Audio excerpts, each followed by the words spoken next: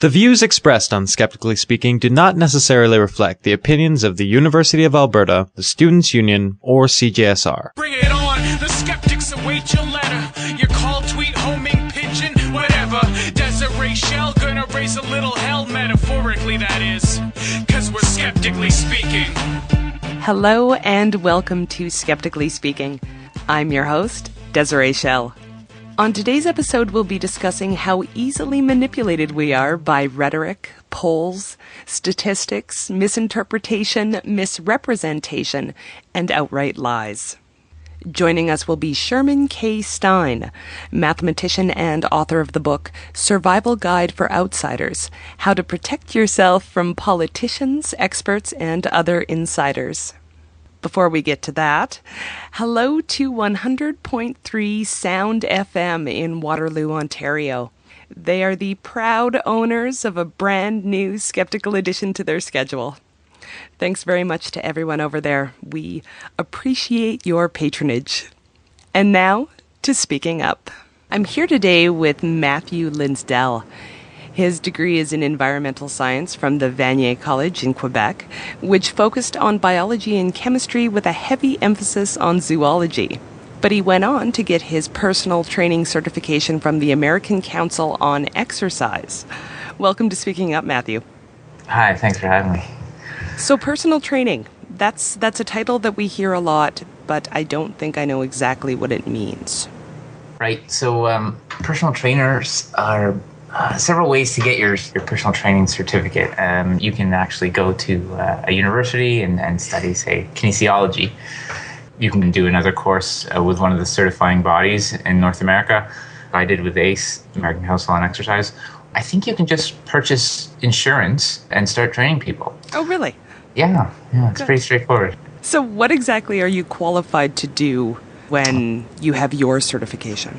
You're kind of qualified not to hurt people. You're qualified to train people, sort of regular, healthy people, for fitness reasons, really. So train them aerobically and anaerobically, take them through stretching programs, really mild stuff. What you're not allowed to do is really talk about nutrition and things like that. You're strictly looking at health through physical activity. So you coach them through movements to make sure they do them safely. You give them guidance to kind of give them structure to their exercise routine. So your issue is that a lot of personal trainers are offering services and advice that are outside of that scope? Absolutely, yeah. Specifically, I've never met a personal trainer that wouldn't give you a meal plan, and that's wrong. You know, if you're not a registered dietitian, you really have no business doing that. I think it's unethical, but everyone, I should say virtually every trainer I've ever met is happy to go there. As well as to give people ideas on how they can deal with aches and pains or anything else that happens in their life. They might recommend some sort of herbal patch. I had a client the other day telling me actually about some herbal patches they use. Or if they've had a good experience with a chiropractor, they would recommend their chiropractor to their client. I guess it's all in good intention, but I find it very upsetting when I see it happening over and over from trainers I work with.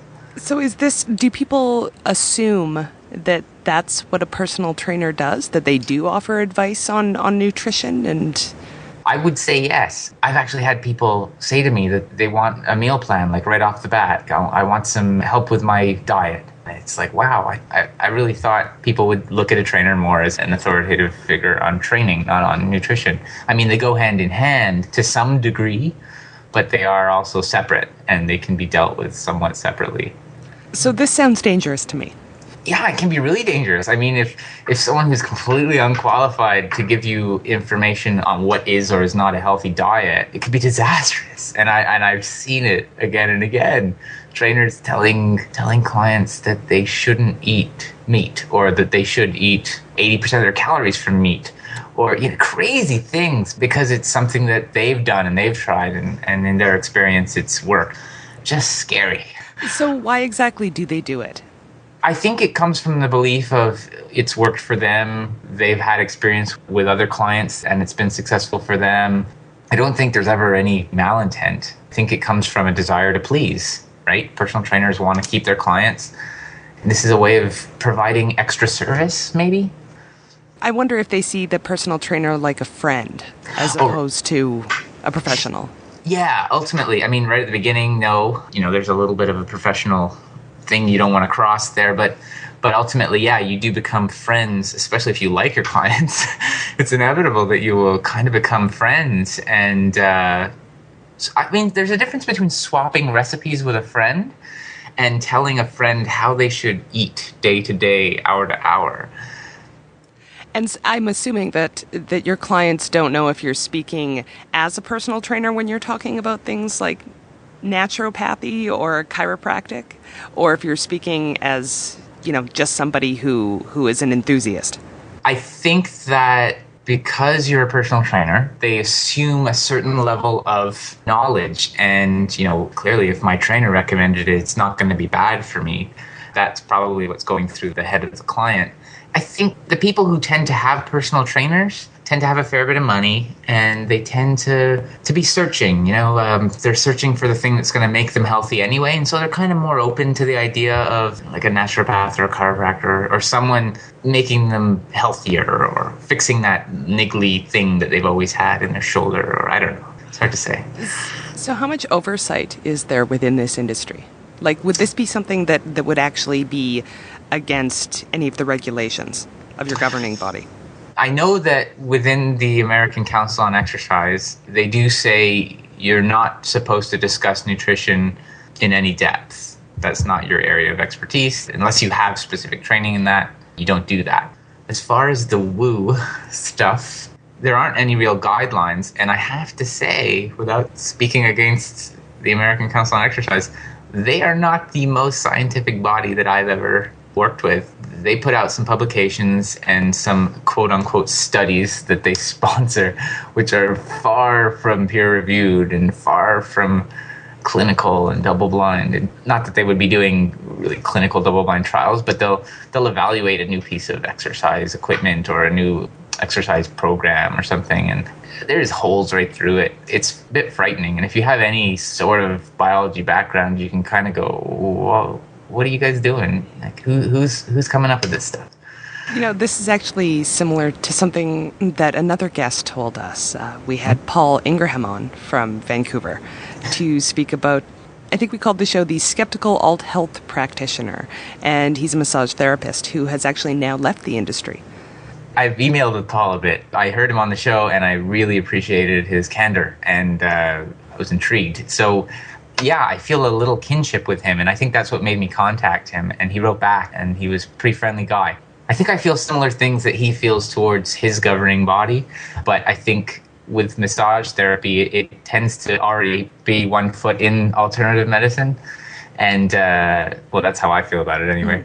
And he kind of had that science viewpoint of it, whereas I assumed before I got into personal training that it would be full of sciencey biology geeks, people who appreciate chemical cycles and things like that, and it wasn't. It's less sciencey than I'd like it to be. There's a much lower standard for the certification process than I was hoping there'd be.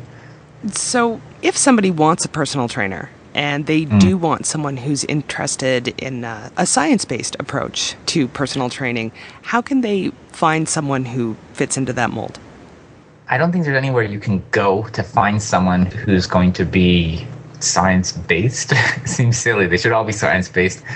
But probably someone who has actually done, say, a full course in kinesiology. Having said that, I work with people who have done, 4-year kinesiology degrees, and they are so poorly educated in the sciences. Like oh my God, you're just shockingly bad. And I test them. I try to come up with non-offensive ways of testing them, because I wish they weren't. I truly wish they weren't. Just like most skeptics would love to believe there are aliens flying around. How cool would that be? Oh, I know. I want to believe trainers are just little research scientists, but they're so not. The ones I've worked with, and I shouldn't really be making these broad brush statements. I'm really just talking about my experience.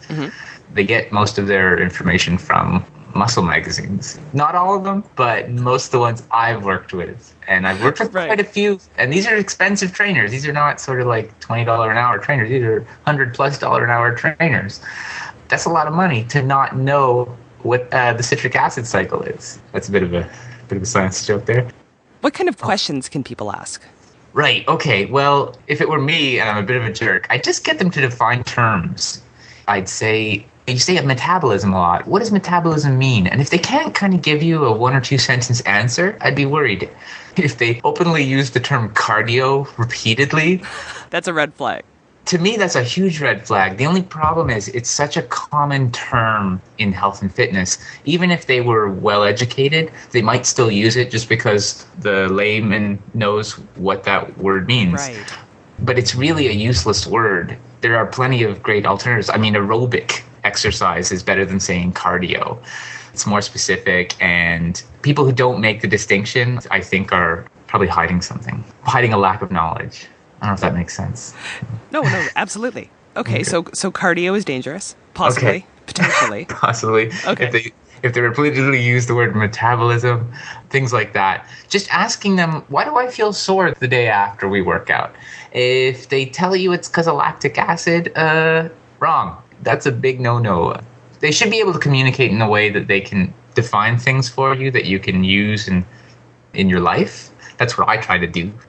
They're really skirting around these questions. You got to ask yourself why. Maybe they're just not good communicators, but maybe it's because their knowledge isn't too great.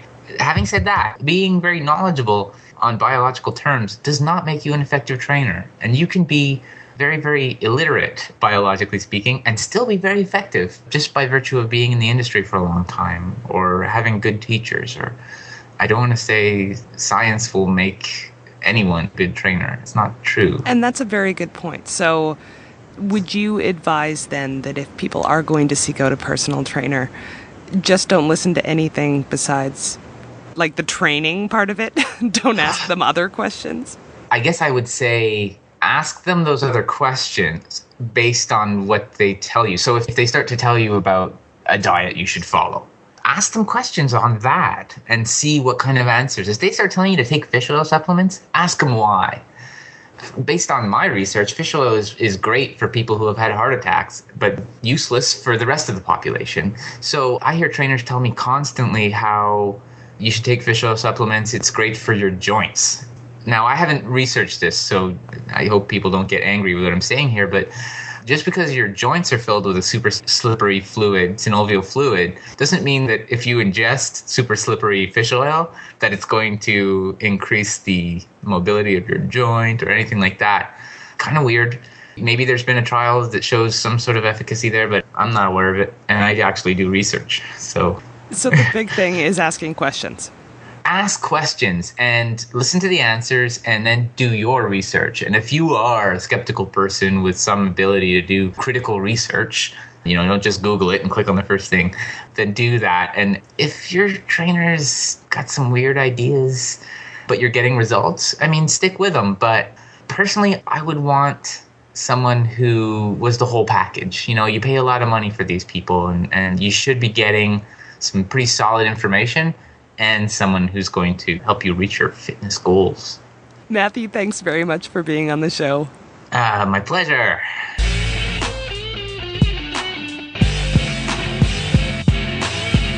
You were listening to Skeptically Speaking, either through the wonder of podcast technology or the generosity of one of our rebroadcasting stations. Skeptically Speaking is broadcast live out of CJSR 88.5 Edmonton, Alberta at 6 p.m. Mountain Time every Friday. If you're not in Edmonton, you can still hear the broadcast live on our Ustream.tv feed, which you can find by clicking on the Listen Live link on our website at skepticallyspeaking.com. You can also participate in the chat room and submit questions. During the week leading up to each show, you can find information on the upcoming episode and guest, and submit a question to be asked in the air. You can also subscribe to the podcast on iTunes. Our deepest thanks go to those stations who donate their valuable airtime to our program, including Citywide LPFM 99.1 FM in Madison, Wisconsin, CILY Kootenai Cooperative Radio 93.5 FM in Nelson, 96.5 FM in Crawford Bay, and 107.5 FM in New Denver, British Columbia, CIVL 101.7 FM in Abbotsford, British Columbia, CJAI Amherst Island Public Radio 92.1 FM in Stella, Ontario, CLHI Rosslyn Radio 101.1 FM in Rosslyn, British Columbia, Free Thought Radio, WPRR Public Reality Radio 1680 AM in Grand Rapids, Michigan, CIDO 97.7 FM in Creston, British Columbia, UMFM 101.5 FM in Winnipeg, Manitoba, CFAD 92.1 FM in Salmo, British Columbia, CKOA FM The Coast 89.7 FM in Cape Breton, Nova Scotia, and CKMS 100.3 Sound FM in Waterloo, Ontario.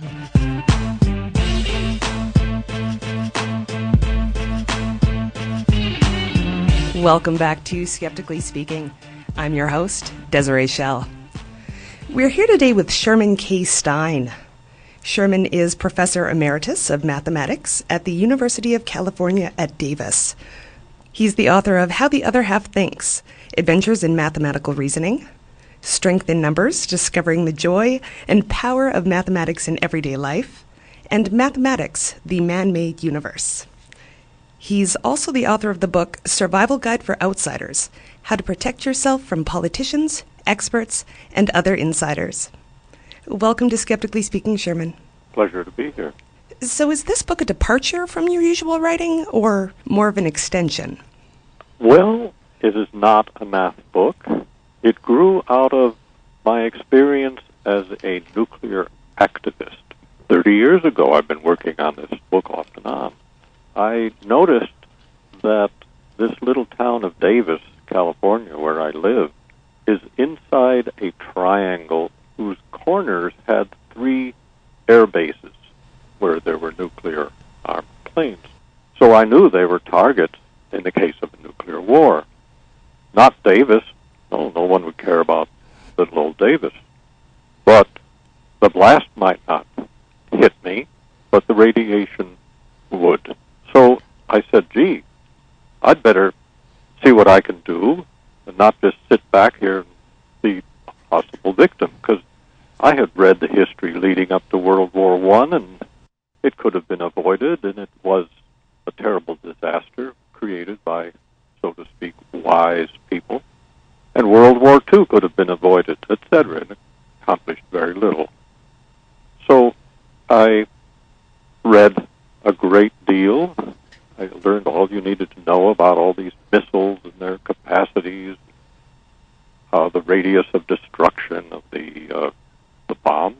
I refuse to call them weapons because their effect is disproportionate to any possible cause.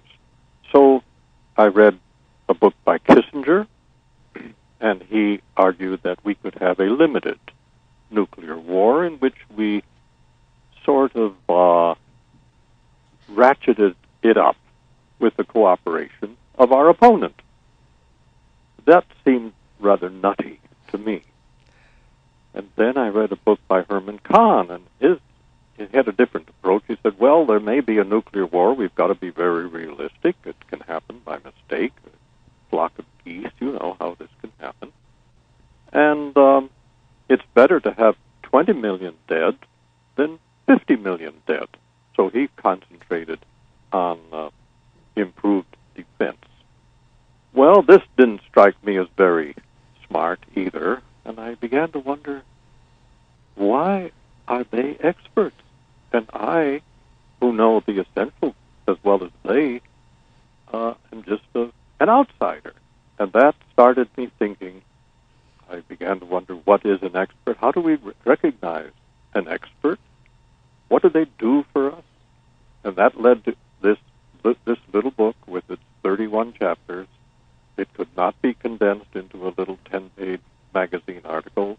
I spent 30 years collecting the examples, and I think the examples, if you just read the examples, well, that would be enough, because then you wouldn't need to read all the exposition which ties it together. But that is the book, and how we can protect ourselves, and how do we recognize experts? Are there degrees of expertise, and so on? I was listening to the program about the personal trainer. How do you recognize if a personal trainer is an expert? Even there's a problem. So the book is not just about expertise, it's also about the limits of reason, the limits of our ability to forecast what's going to happen as a consequence of our actions. I could have given it a completely different title. In fact, at one point, it had the title The Edge of Reason, but that might have been interpreted as a religious tract, and it really isn't. Well, you do point out two very distinct functions of an expert. Yes, I do, and they're very important. In any society, or let's call a society a tribe, because we tend to look down on tribes as primitive. Well, we're pretty primitive, too. And we think we're so advanced because of our TV and our cell phones and our planes that can fly through the air and the submarines that can go through the waters. But if you only have to look back at the 20th century and those two world wars and the Holocaust to realize that we're no smarter than we ever were. In the physical realm, like study of atoms, nuclear energy, etc., dentistry, great improvement. Those are all physical. But in terms of making choices and seeing ahead into the future, we're not any smarter than we were in the year 1200, or maybe in Egypt. In particular, one thing that we are not good at is forecasting. Alchemy became chemistry. We turned it into a science. Astrology became astronomy, and we made that into a science. But forecasting, prophecy, only recently have we begun to treat it as a subject of scientific study. And there's a journal founded in 1982 called the Journal of Forecasting. And if you browse through it year after year, you'll see that there's constant complaint that we're not getting any better at forecasting, that we just seem to have run into a brick wall. Whether you make it complicated, or whether you use a computer, or just a pencil on the back of an envelope, we're not getting anywhere. And one of my proposals in the book is that we should start wondering, finding out what is the limit of our ability to see into the human future. And if we find that our ability is limited, that there is an inevitable fog of peace, then we should be humbler, not just we outsiders, but the, quote, our leaders, our experts. Now, you mentioned, I think I've drifted away from the question, which was the two types of experts. There are two types. One is the professional. He can be audited. You know how well he is doing. The shaman is the other type. Every tribe needs the shaman. The shaman gives the illusion that we are in control of our destiny. And the simplest example of a professional is a juggler. You look at him, and you see what he's doing. He's juggling 3 bowling pins and balancing a ball on his nose and riding a unicycle all at once, and you say, that guy is good. He is an expert. He is what I call a professional. In fact, the joy of his performance is showing that how good he is. And it's easily audited. The audit is absolutely essential. Now, you can go into some fields, and it's harder.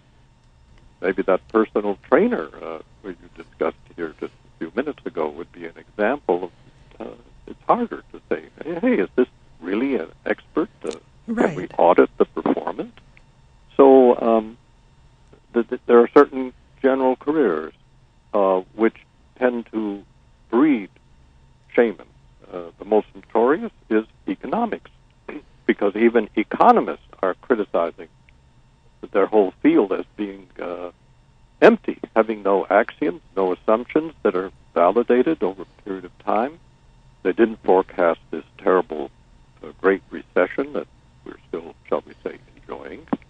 And it's very hard to come up to an economist and say, oh boy, he's definitely a professional the way a juggler is. So the audit is very impressive. By the way, the most severe audit I have ever seen is by Robert McNamara, that Secretary of Defense in the Kennedy and Johnson administration. And he wrote a book in which he is called In Retrospect. And I made a list of all of his confessions of what he should have done. Here's one of them. I'll just give you one. I misunderstood the nature of the conflict. He's referring to Vietnam. Now think about this. I misunderstood the nature of the conflict. What was he doing as Secretary of Defense when he was the head of Ford Motor Company? One thing he did is get his engineers to take a General Motors car apart completely so that he understood the opponent. But then he gets into the Defense Department, he's the big shot there, and he says he misunderstood the nature of the conflict. There were a lot of people around who did know the nature of the conflict, namely that it was a civil war, that we had objected to having an election which would have united it. So there is the audit. It's generally informal, and it's impolite usually to audit someone's performance because, well, that's mean-spirited. So that those all come together, the audit, the types of expertise, the ability to predict, all of these come together as a single unit. And the book goes into these issues. Now, is the McNamara example an example of expert creep that you talk about in your book? You could interpret that way. He had demonstrated expertise when he went to Harvard. He was very smart. He could speak well. He was tall. That helps. You might call it expert creep. He evidently did very well at Ford in organizing the place, and making it competitive. And he had the style of expertise. So I would say he was never demonstrated to be what I would call professional, a pro expert. So when he was shoveled or nominated by Kennedy to be Secretary of Defense, it may have been a case of expert creep. He was so good at the Ford Motor Company, well, maybe he'd be good at defense, who knows. And for our listeners, expert creep is when you're an expert in one field, but either you or others translate that expertise into other fields where you don't necessarily have that. An example would be, this is a good example perhaps, where Albert Einstein, who had established his expertise in physics, commented on political events, for example, saying that we should devote as much energy to peace as to war. Well, he was listened to because he had established his expertise, and so it gets translated over. That's a beautiful, simple example. The first example, at least recorded, is Charlie Chaplin in World War I selling bonds. He was famous, expert as an entertainer. Well, let's have Charlie sell bonds. And this goes on, of course, today in advertising. Expert creep, utilizing someone who managed to get a name through true expertise. So we have professionals and we have shamans, and we have sort of expert creep between them. And how would we tell exactly? You have to be very alert.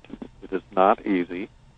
But the first thing you can ask is, how do I know this guy knows anything more than I do? Ideally, there should be a record. If there's a pundit who comes on every Friday, say, how have his previous predictions turned out? That's one way. What has he accomplished? Why am I listening to this fellow? Is it just that he's wearing a tie and has a nice suit on? Is articulate, does not use too many uhs and ers? I mean, it's not easy, but once you realize that there are the two types, that at least you know what you are obligated to do, is decide whether this guy is just another outsider like yourself. It seems like that would be a lot of work, really. Is there an easier way? Because most people just practically do not have the time, if they even did have the inclination, to do that kind of research. Well, I don't have that kind of time either, but I carry within myself an attitude of skepticism. Until someone has proved himself anything other than a shaman, I will assume that, which enhances my own standing and lowers his, and I'm not going to be overwhelmed by what this fellow is promising. It could even include the President of the United States. So that's the ultimate shaman, because nobody is really qualified to be President of the United States. There's too many demands on this ridiculous office. So, but at the same time, I become more humble, and I also humble the, quote, experts who are all around us. Now, audience, we're here today with Sherman K. Stein discussing his book, Survival Guide for Outsiders, How to Protect Yourself from Politicians, Experts, and Other Insiders. If you have a question, email live@skepticallyspeaking.com or tweet Skeptical Radio. So let's talk about numerical statistics. They're often used in a rather misleading way. Can you give us some examples of how experts use numbers to manipulate us? Numbers have a magical quality, so they're far more powerful than words sometimes. So we can assume that when we see a number, that someone has really thought real hard about that number. Well, let's take an example. The percentage of drugs entering the United States that are intercepted at the border. Now, what would that percent be? How would you compute it? I mean, you don't know all the drugs that are getting through. So immediately you should be on the alert. In fact, one of the mottos is be on the alert all the time. Well, the number given is 10%. 10% gets intercepted. Right. Well, where did that number come from? It turns out that a member, an official of the drug agency in the United States, was testifying at the congressional hearing, and the congressman said, well, what percentage of the drugs are you intercepting? And the guy had to say something. He couldn't say, I don't know. He said, well, 10%. And that is where it came from.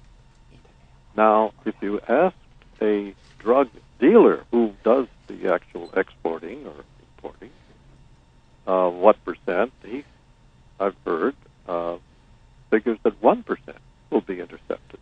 But in any case, that's where many numbers come from. They're even if they're computed with a computer and all that, one should be very leery. A good example recently is the estimate of the 10-year cost of healthcare, government healthcare in the United States.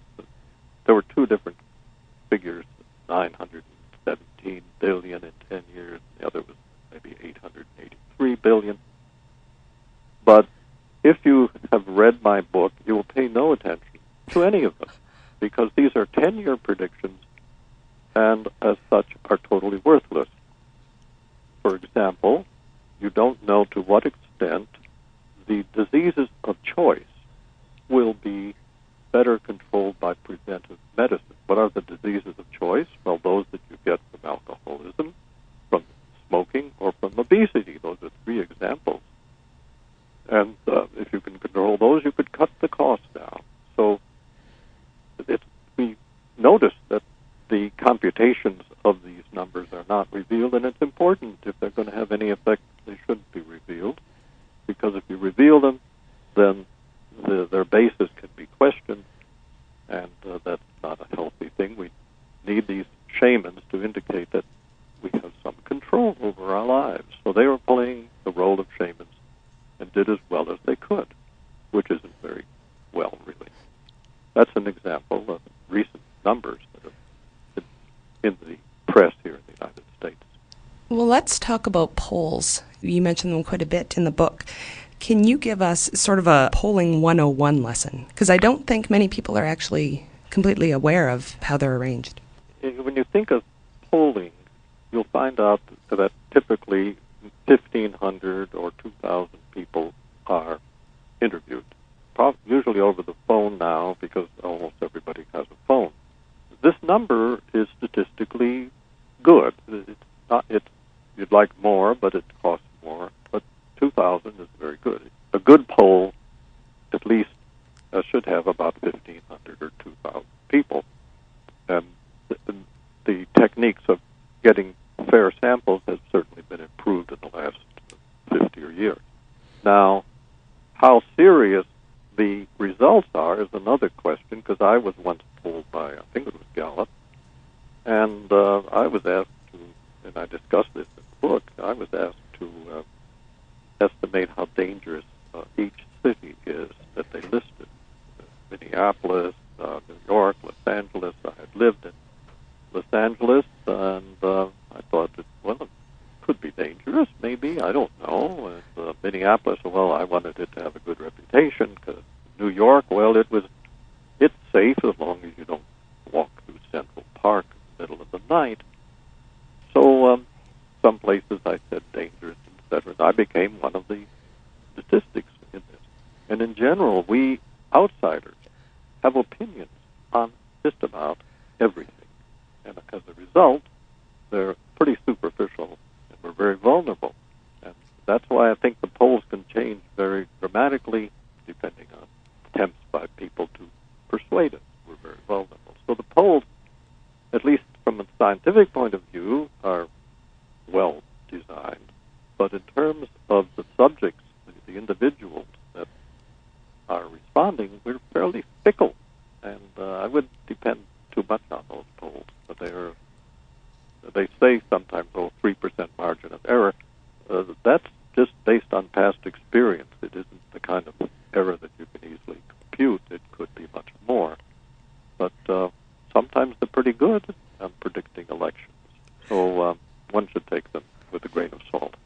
So we're manipulated by numbers, but we're also manipulated by language by these experts. Oh, yes. And I do go into these in the book, manipulating words. There, in the United States, you have this debate, should the state tax be removed? And if you want it removed, you call it the death tax. And practically that settles the whole issue. If you're discussing medicine here in this country, if you use the phrase socialized medicine, well, you just about finished the debate. There's nothing more that can be said. It's socialized medicine. I actually experienced socialized medicine in London when I had pneumonia. I'm an expert on pneumonia. I've had it in Davis, New York, and London. And the treatment was the same everywhere. But if you can call it socialized, then you've won the debate. You can play with these words, especially things which are far away in foreign lands, like government-run medicine, or a war, an occupation in Vietnam or Afghanistan, etc. You can play with the words and say, well, you have progress. It's a standard word. We have progress, and no one knows what you mean. You can get away with this for years. So, yes, the words matter, and words can easily be changed to other words. Well, when we're talking about things like probability, there are certain words that lend themselves to misdirection completely, words like likely and frequently. Yes. Well, this is related to this business that we are leaving the art of forecasting in its unscientific state.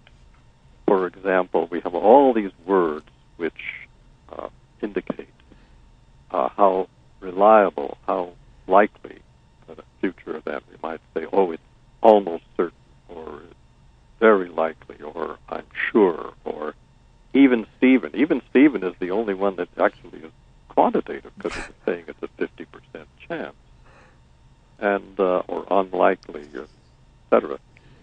And if you do this, no one knows what you're talking about, because people have investigated this. All the topics that I introduced in the book, people have investigated in a scholarly manner. And there's no agreement. That is, when you turn these words into likelihood, as the meteorologists do, your weather report, 40% chance of rain, 30% chance of rain, then you find that there was no agreement whatsoever on what frequently means. And this is even the case with companies who make predictions and sell them. And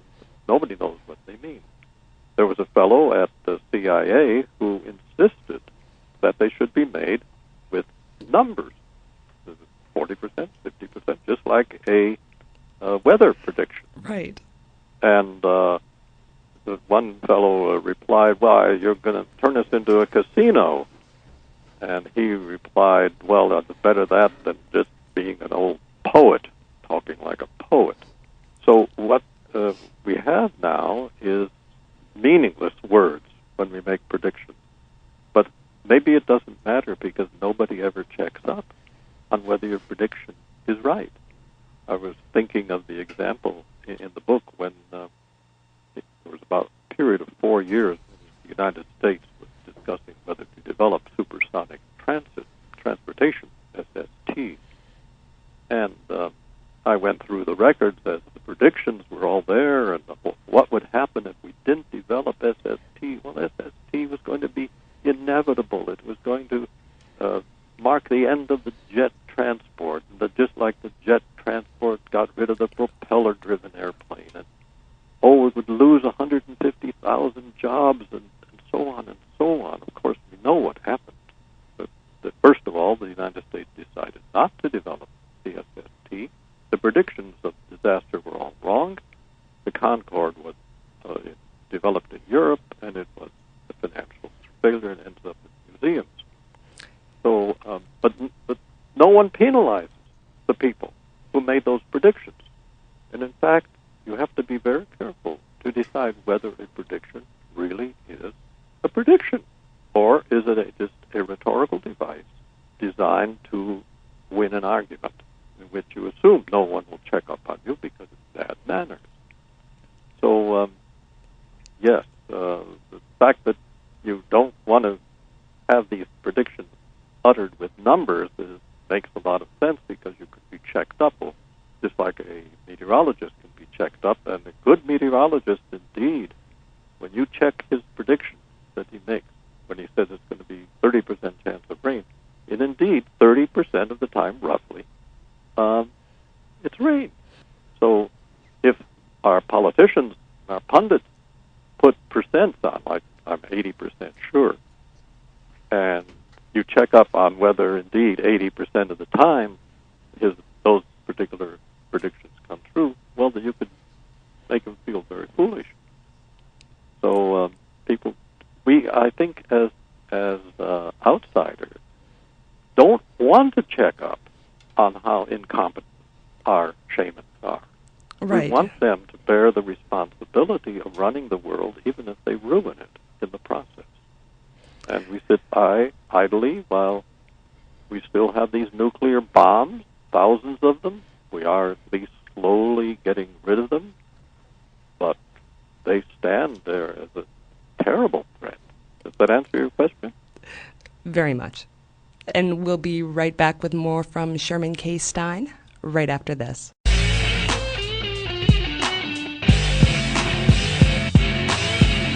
On the next episode of Skeptically Speaking, we talk cryptozoology with two of the hosts of Monster Talk podcast. Blake Smith and Dr. Karen Soltznow join us to share some of their favorite stories of fictional fauna. And on Speaking Up, mad skeptic Myron Getman explains how this popular pseudoscience undermines real research. It's an hour of cryptozoology next week on Skeptically Speaking, Friday night at 6 p.m. Mountain Time at skepticallyspeaking.com.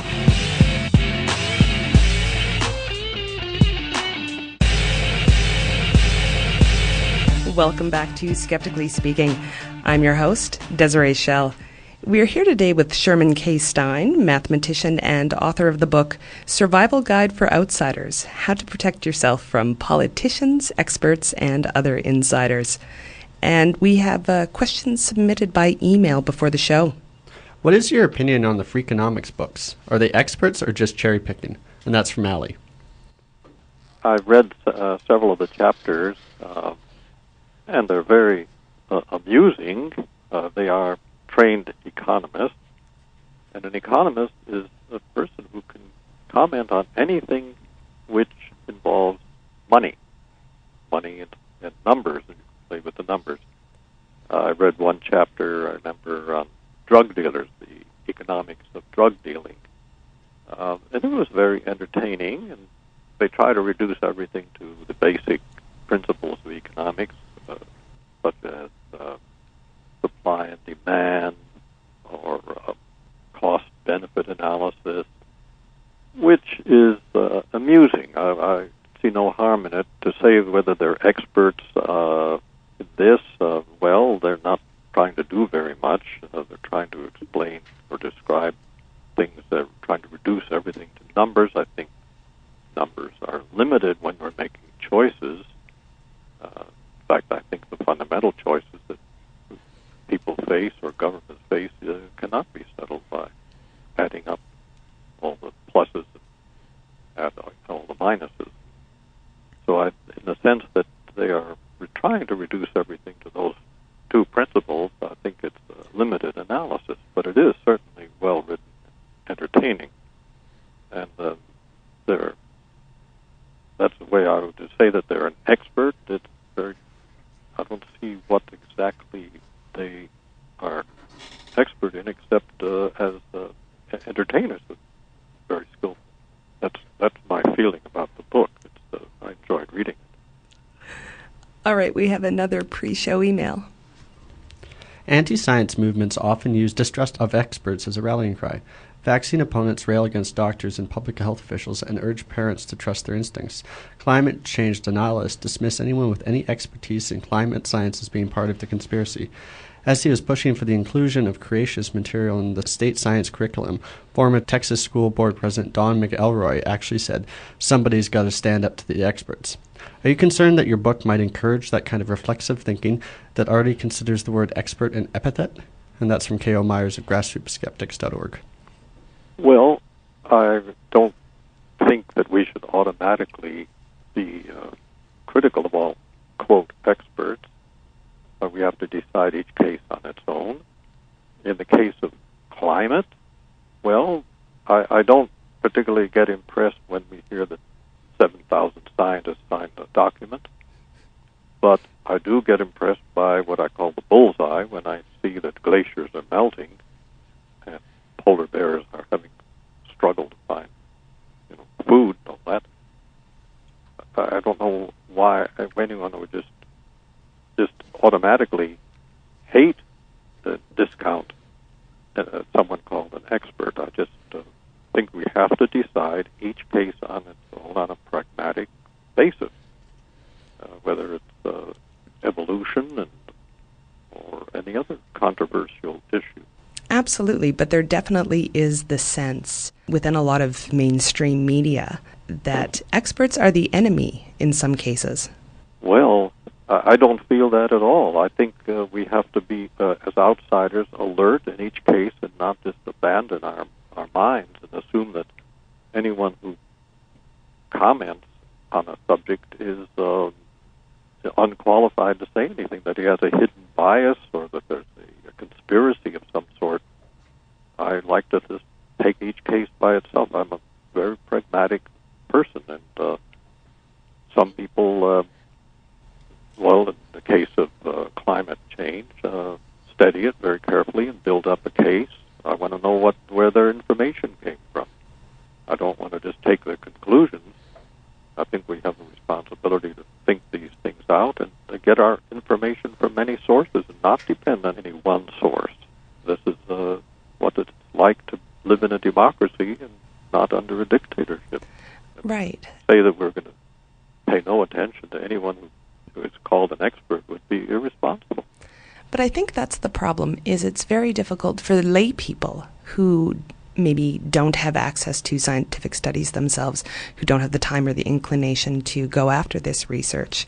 It's difficult for them to figure out who an expert is and who an expert maybe may not be. And you actually used the dead fish principle, which I liked. The dead fish principle is a very useful one. It basically says, in relation to dealing with the bureaucracy, that the closer you get to it, the worse it smells. This is certainly going to be happening with the financial crisis, the recession in America, as we discover more and more what's going on in these big banks. It's going to smell worse and worse. They're letting the bad news out slowly. Now, you might say this is a very crude kind of image, but it's mathematically or logically the same thing as saying, put your best foot forward. Same thing. put your worst foot back, or you call this the principle, the billboard principle. There's one side of the billboard that is where the message is that's trying to manipulate us, and the other side is the bare wood, bare gray wood. So the dead fish principle keeps you on alert.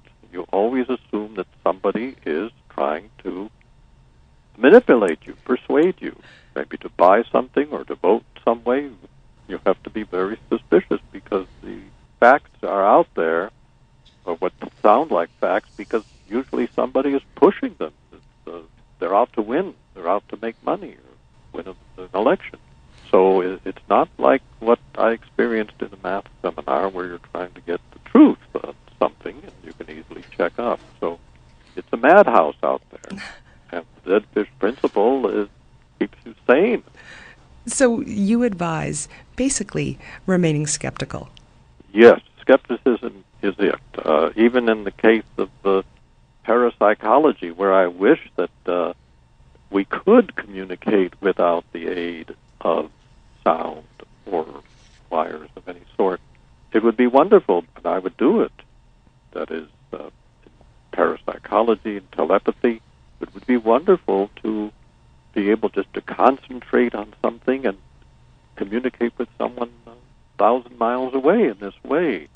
But when I've seen the data, and I got involved in a case right on my campus of a professor of parapsychology who had a very elegant experiment in which a subject would see a number which was presented randomly by a machine, the 0 through 9, the 10 digits, and he would concentrate on this, what he sees, and a person in another room sealed off by lead and copper, no chance of secret communication or unintentional communication, would try to see what number was being sent. Now, randomly, you'd have one chance in 10, so 10% of the time you would get it just by chance, just guessing at random. Well, the Professor Tart came by and he said, I think I see precognition in the data. Now, precognition means that this person was anticipating the number that had not yet come, which is really astonishing. And then I looked at the data presented by the mechanical device that produced the random digits and saw that the digits were not random. This automatically validated the entire experiment. I talked to Professor Tart and I said, you've got to do this over. I even had a meeting with a statistician and a chemist and Professor Tart and myself, and we made the case that if the chemist said, if your test tube is dirty, you do the experiment over. So Tart did the experiment over sometime later, and there was no sign of any parapsychological skills. Now, I was disappointed. I would like it. You assume maybe that I'm against it. I'm not against it. But as a scientist, you are always skeptical. You want the experiment repeated. If you cannot repeat the experiment, then it's not science. So the scientist, the mathematician, is always skeptical. I'm skeptical about my own work. If I prove something on Thursday, I check it over on Friday, figuring that it's wrong. And so that's an example. I live by skepticism, and it works. It's very helpful. Gives a much truer picture of the world than just blithely going along. You're advocating for basically trying to bring in the scientific method as often as you can in your regular life. Yes. You may not have time to go into this, but you can at least, given the web, you have access to a huge amount of information, which was never available easily before. And yes, on issues of interest to yourself, you can do this and check whether somebody has actually studied the subject. And in my book, of course, I give several examples of subjects which were amenable to scientific analysis, and some that are not. The question is, does God exist is not a subject to scientific analysis. People can model that as they please. In fact, I told the story of a mathematician who he was an atheist, and the other guys in the math department were all devout people, and they didn't like that this atheist was among them. They wanted to fix him. So they brought in a Jesuit who argued with the atheist, and he got nowhere. They argued and argued. So finally the Jesuit was just frustrated. He said, well, how do you know that there's no God? And the atheist replied, there are some things you must take on faith. And that ended the debate, and I guess the math department just had to live with this fellow. Sherman, that's our time. Thank you so much for being here today. I would like to mention that you can get this book. It's available at Amazon.com, and that I have a website called ShermanStein.com, is one word, Sherman, where you can read Chapter 1 and a lot of supplements to the individual chapters as further examples accumulate day by day. But it's been a pleasure to be. Absolutely. Thanks, Sherman. You can find Sherman at ShermanStein.com. You can find us at SkepticallySpeaking.com. Follow the links to our Facebook page, our Twitter feed, and to iTunes, where you can subscribe to the show. Thanks for listening, and we'll see you next week on Skeptically Speaking. Bring it on, the skeptics await your letter. Your call, tweet, homing, pigeon, whatever. Desiree Shell, gonna raise a little hell, break the spell of Pavlov's bells. Cause we're skeptically speaking, our mind reading tarot cards and witches, psychics, and their spoon-bending mind tricks. All the humbug, flim-flam, frauds and shams, the charlatan woo. I don't think you understand, it's the hocus pocus, out of focus locus, eroding the brain, making gains on the hopeless. Let the crystal ball fall, smash on the floor, leave the pieces alone, we don't need them anymore. Just a microscope, telescope, magnifier, reading in between the lines of these lies. Bring it on, the skeptics await your letter. Your call, tweet, homing, pigeon, whatever. Desiree Shell, gonna raise a little hell, metaphorically that is, cause we're skeptically speaking.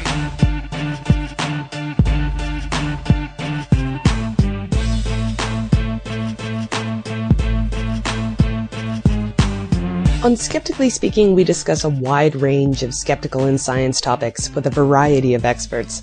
But I'd like to remind you that you, yes, you personally, are invited to join us on air every week for Speaking Up. Because let's face it, outreach is a part of skepticism. We all do it, whether we're talking to our parents about why they shouldn't buy into that multi-level marketing scheme, explaining the misinformation around vaccines to our coworkers, or forwarding that Snopes entry on why typing in your PIN number backward on the ATM machine does not, in fact, summon the police. But if you want to take your skeptical activism one step further and reach a broader audience, we're here for you. Do you have an event coming up that you'd like to promote? Or maybe you're a blogger that's been doing some great work and you'd like to talk about it? Or you'd just like to get some experience speaking publicly on a science or skeptical topic? What better way to get some real-world practice than on a friendly, rational radio show? If you're ready to have your say, do send an email to feedback@skepticallyspeaking.com. Put Speaking Up in the subject line, tell us a bit about what you'd like to discuss, and we'll contact you to set up your very own 10 to 15 minutes of on-air goodness. We're looking forward to hearing from you.